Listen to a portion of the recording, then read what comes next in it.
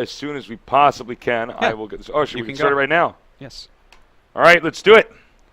Game number 3. It's been a very short series so far. PvP statistically the shortest series, but I don't know. You never know what to expect in PvP. Actually, I really love the matchup itself. It's a lot of fun. The I way like it works. Too. All right, Tasteless. Why don't you tell us who these guys are? In the bottom left, we have the only non-Korean StarCraft 2 player here in the MLG Spring Arena, Huck. In the upper right, we have one of the many Koreans here in the StarCraft 2 Winter Arena. We have Party. All right. Okay. Well. We're going to have to wait and see exactly what the tech path will be. This is also another map I don't like to do the Observer Blink Stalker on. Yeah, it's a bad map really for it. It's actually probably you're the quite right. worst map for it. Yeah, I think you're right. Actually, it's garbage for that. So we will not see that build. You know, again, another good map for fast expansions. You know, a 3-gate pressure and fast expansion, something like that. Decent map for something like Phoenix. Yeah. Decent map for Speed Warp Prism. You can go just straight Blink here, too. That's a good build. I wish we would see some more of these Warp Prism builds. The Speed Warp Prism. It's relatively popular. It was huge like a month ago on the Korean server. At this point, still very popular. You do run into it a lot on the ladder. But in professional play, PvP is a little bit more greedy, a little bit more rock, paper, scissoring a lot of times. So we do see people just do things like, oh, okay, I'm going to just take this risk and see if I can just get a free win. Right. You know, they think they have a read on their opponent or something like that and just go for it. So now, you know what's interesting about this? Neither of these guys are scouting each other. Yeah. It's, you know, you can scout a bit later in PvP just because it takes a long time to get a stalker out, and there's not so much to see early on.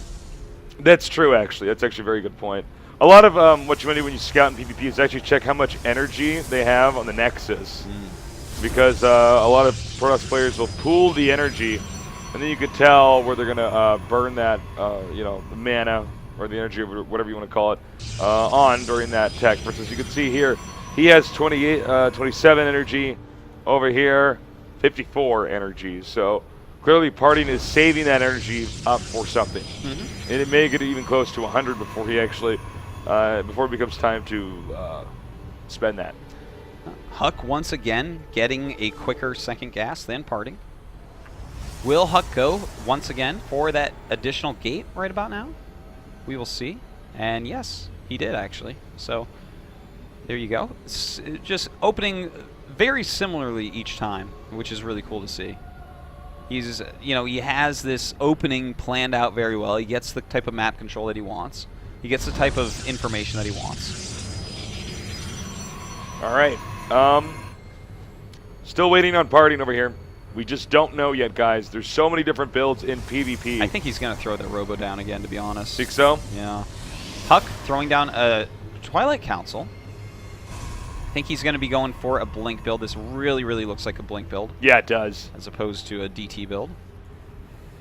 Parting. There we go. The Robo just gets thrown down. Yep. All right. Pretty standard. Yeah, I would probably go for Robo on this map. He's definitely going to pump an Observer out of there pretty quickly by the placement of that.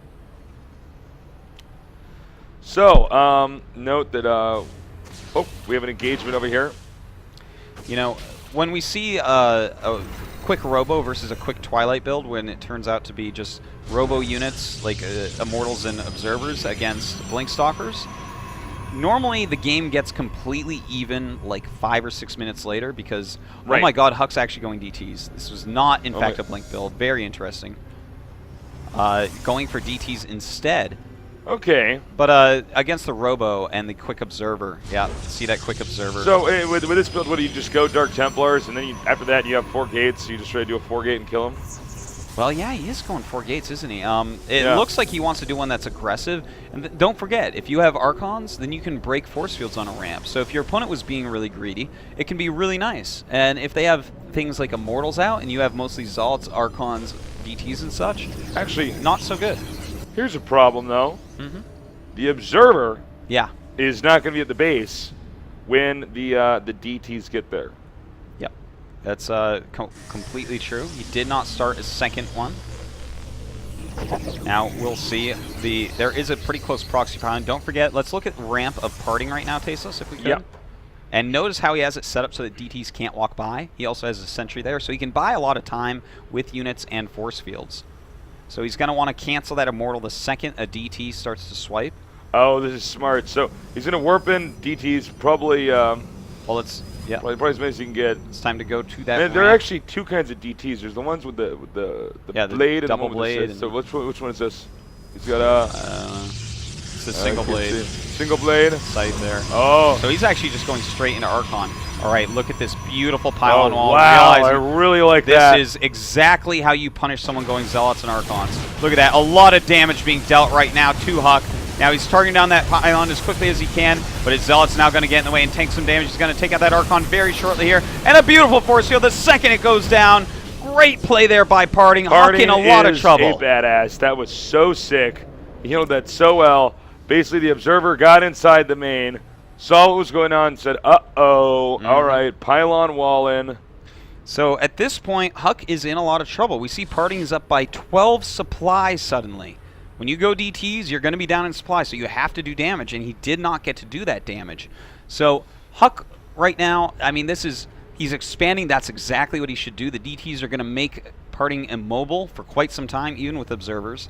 But Parting is going for 2 more gates and a Colossus. So actually, he's just going to move out. That's what's going to happen. He looks like he just wants to move out, because normally what you'll do here is get a Colossus or 2 and move down your ramp and make a little part of a building wall while you expand and just be like, well, I just have superior tech with Colossus. But in this case, with those 2 more gates in his main base, he's really pointing towards the fact that he wants to attack. Now, what can Huck do? I mean, he's in a bad position here, but I mean, is he just dead? Can you, like, for instance, just try to counterattack to the guy's main if you want? I wouldn't really want to try that, but actually, it looks like maybe he is going to go ahead and see Parting's even checking to make sure there's no other units around here. Doesn't want any of that. It's so annoying. Counterattacks are actually one of the best ways with DTs. You just sneak into DT. It's hard to have enough observers. But of course, he has one with his army. He's making another one at home very smartly. So now that he's removed those pylons. Huck is also supply blocked here at 55 and 52. But as you were saying, like, what can Huck do here? He's going to have to try to get really great surface area, a nice flank or something like that. But as of right now, he's been so, like, stomped in builds. You know, it's just his opponent had what he needed. He made that pylon wall. If he hadn't, Huck might have won this game, but he did. So I don't know that Huck has any way to actually come back here, but he does have charge. So all right, here we go. The Colossus probably does not care about the charge so much. Melting these Zealots up here in the front. And so many next, the Archon is going to get targeted down here. He's warping in more Stalkers. And I believe that this is going to be, in this series, the end for E.G. Huck. 2 DTs warp in. He turns him into an Archon. I think probably seeing the blur. The Observer over there. Yeah. And down it goes. Nice targeting there by Parting. Parting keeping that Colossus completely alive. Huck just unable to do anything with these charge lots. And yeah, man, it looks like, unfortunately for him, he's going to be going 1-2 so far. So not as bad as, 0-3, but still. 1-2, not probably what Huck wanted to get. Of course. I'm sure Huck wanted, a 3-0 or a 2-1, but GG.